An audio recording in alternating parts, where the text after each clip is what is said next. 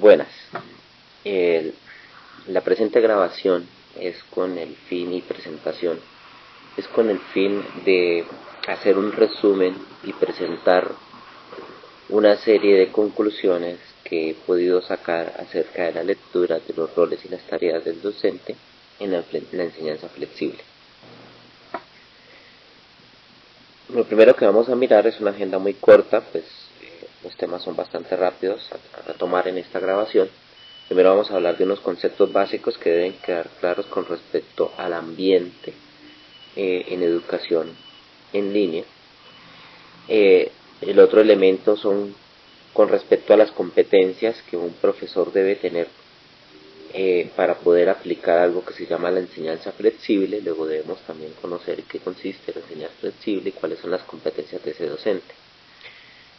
Posteriormente miraremos los roles que debe asumir ese profesor y las tareas que se derivan de esos roles para poder hacer esa enseñanza flexible con las herramientas de la web 2.0.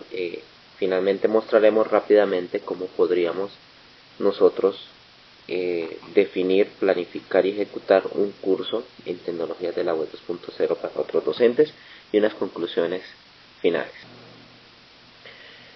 Primero que todo, entonces miramos los conceptos básicos. Entre los conceptos básicos, primero tenemos que redefinir el concepto de educación. El concepto de educación debe verse, se concibe como una acción comunicativa, que es una acción que ha sido deseada, ha sido planificada, investigativa. Al plantear que la educación es una acción eminentemente comunicativa, inmediatamente estamos planteando ya un escenario en el cual el docente y los estudiantes van a hacer uso de unos medios de comunicación y deben hacer uso adecuado de esos medios para comunicarse y para poder coincidir el conocimiento y construir el conocimiento que van a trabajar. Por otro lado, el aprendizaje se ve más como que el estudiante selecciona el conocimiento que decide incorporar.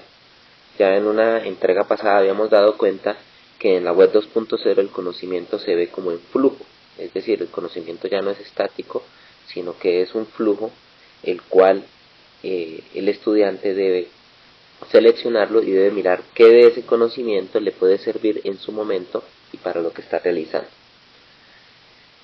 Con respecto entonces a la relación que se presenta entre los profesores y los estudiantes, nos damos cuenta que los profesores, por un lado, busca que el alumno vaya adquiriendo su autonomía, dado que hay una relación asimétrica entre ellos.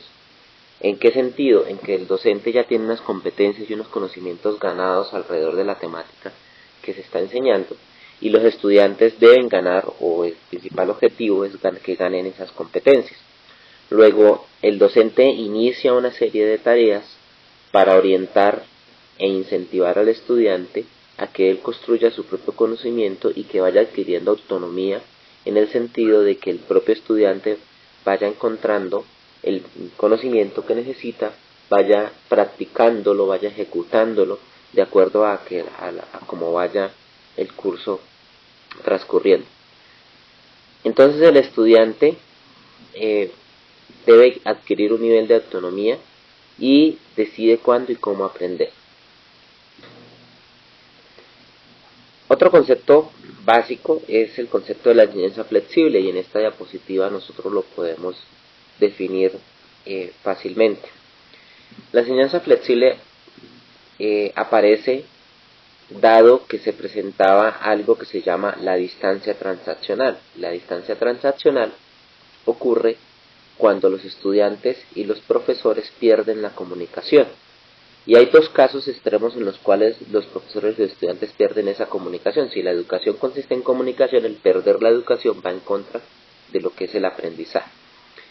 Por un lado, cuando tenemos nosotros cursos en los cuales el profesor define rigurosamente, con un alto formalismo, una serie de fechas, de recursos y de productos completamente establecidos y de los cuales los estudiantes no pueden variar ni decidir algo diferente, entonces el estudiante puede perder interés en querer proponer, en querer dialogar, dado que se encuentra en un en un ambiente en el cual ya está todo supremamente controlado y él simplemente tiene que actuar en ese sistema.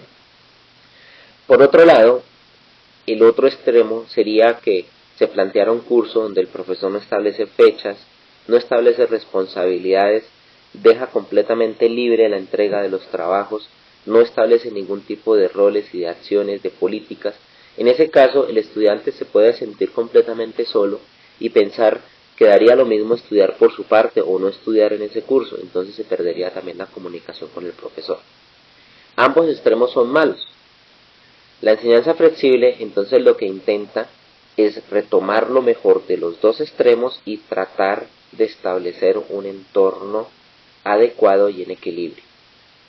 Trata de establecer unos lineamientos formales donde se establecen unas fechas claras, unas políticas, una presentación de trabajos específicos con unos roles bien definidos, pero también establece unos entornos o unos espacios de flexibilidad donde el estudiante puede llegar a proponer o puede llegar a salir en buscar otros elementos que permitan enriquecer el curso.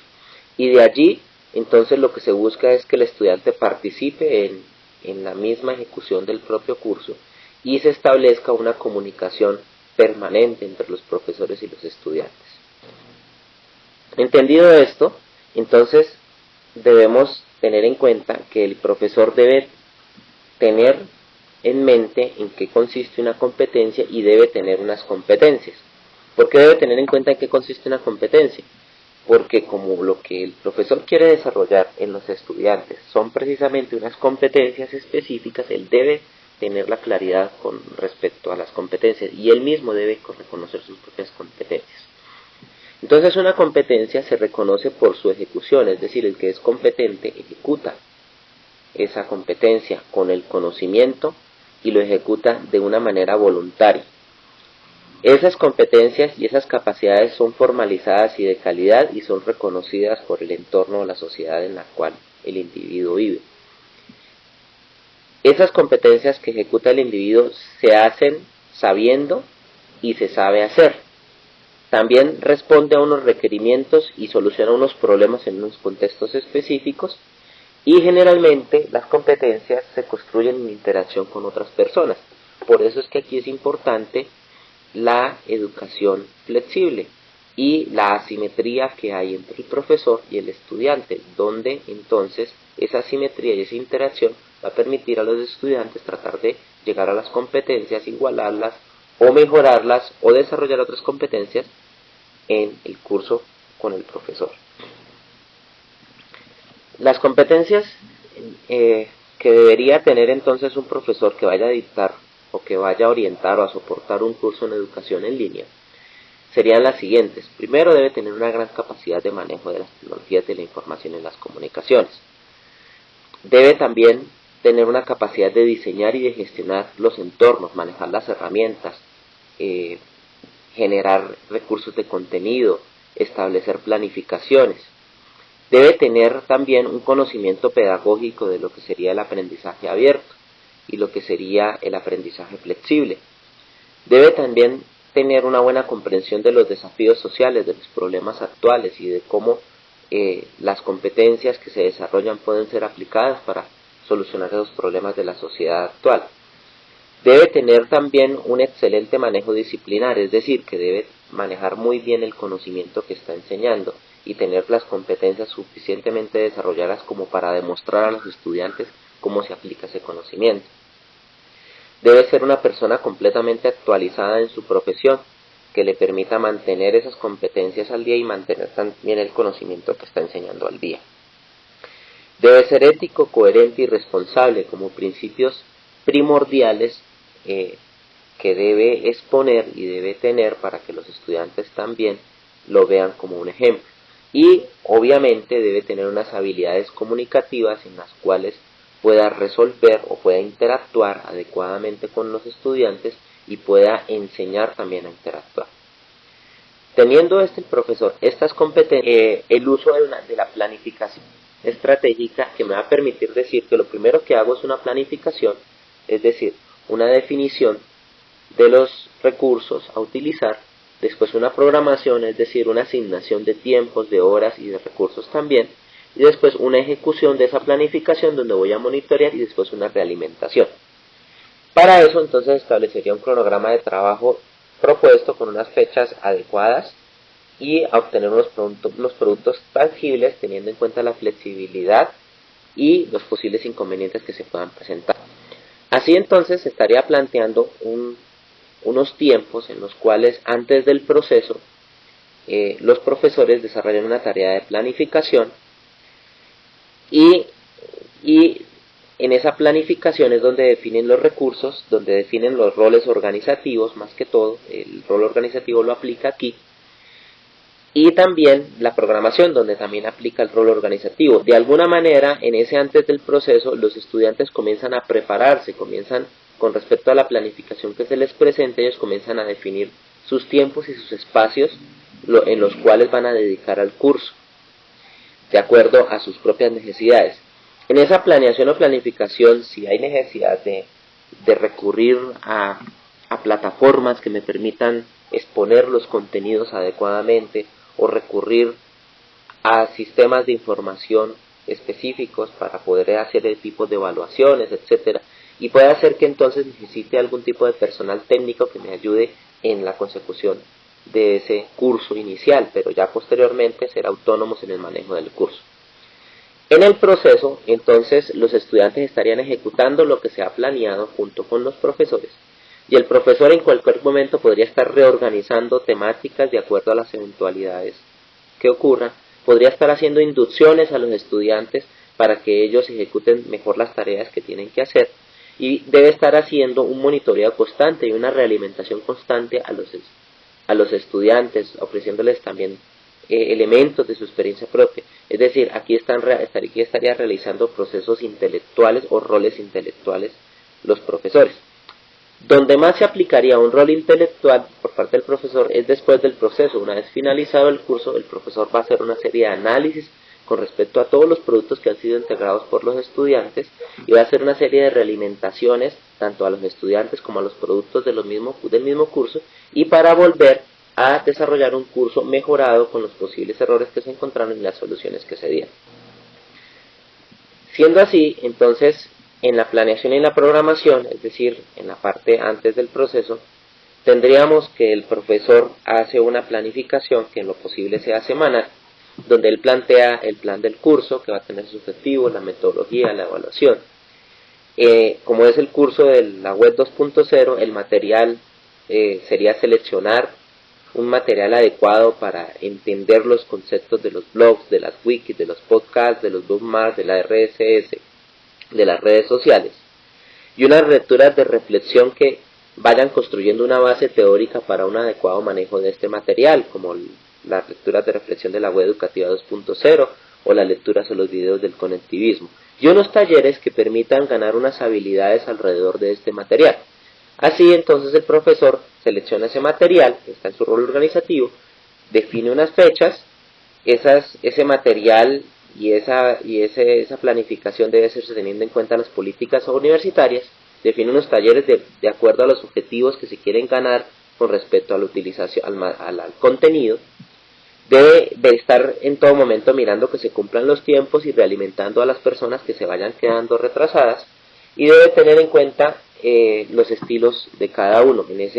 Inicialmente podría tener un apoyo. Ya en la ejecución del curso tendríamos que el profesor aplica más su rol intelectual porque está monitoreando, está asesorando, está orientando, está alentando y decide rápidamente sobre los problemas que se encuentran. Aquí también se tiene en cuenta el rol social del profesor, porque en todo momento está interactuando con los estudiantes y propicia la interacción con los mismos. Por su lado, los estudiantes eligen los recursos que quieren ver, pues digamos, los que quieren ver, en ese sentido no hay una programación explícita que primero tiene que ver un material y después otro. El estudiante podría elegir un material de más adelante o de más atrás. Lo importante es que cumpla con los objetivos de revisar el material, planifica su tiempo con respecto a sus propias actividades que tiene y ya establecerá cuándo accede para poder trabajar esos materiales. Cumple con las políticas que le establece la institución, es decir, si es un curso que le va a certificar en alguna en alguna competencia particular debe cumplir con lo que la institución está exigiendo para poder acceder a esa certificación, realiza los talleres que se les han propuesto, los entrega y entrega los productos en el tiempo adecuado y hace una reflexión de la autonomía que va ganando en su capacitación. Posteriormente, en el análisis del curso, el docente aquí aplica su rol más intelectual. En este caso, entonces revisa y realimenta todos los productos que han entregado los estudiantes, y esto es recíproco porque los estudiantes también pueden revisar y realimentar los productos. Verifica el cumplimiento, y esto también es recíproco porque el estudiante también puede verificar el cumplimiento del mismo profesor. Califica las competencias, el profesor califica las competencias que ha ganado el estudiante, pero el estudiante también podría calificar las competencias que ha demostrado el profesor, eso se podría hacer con una evaluación a los profesores, y luego se hace una realimentación al propio curso a partir de todo el proceso y las reflexiones que han ganado. Finalmente, con esto, entonces hacemos unas conclusiones en la cual el profesor del curso de educación en línea debe tener unas capacidades para desempeñar 3 tipos de roles primordiales: el organizativo, el social y el intelectual, con todo lo que ello conviene o conlleva. Para poder desempeñar adecuadamente los roles, debe tener competencias en uso de tecnologías de la información y de las herramientas web 2.0, debe tener conocimiento de la pedagogía cognitivista y el aprendizaje flexible para poder aplicar adecuadamente esos roles. Y es posible afrontar el curso con una adecuada planificación del mismo, en la cual se garantice el éxito y una adecuada valoración de las competencias ganadas por los estudiantes y de la calidad del mismo curso. Aquí les presento entonces la principal bibliografía utilizada para realizar estas exposiciones. Les habló Miguel Ángel Niño Zambrano de la Universidad del Cauca. Que estén muy bien.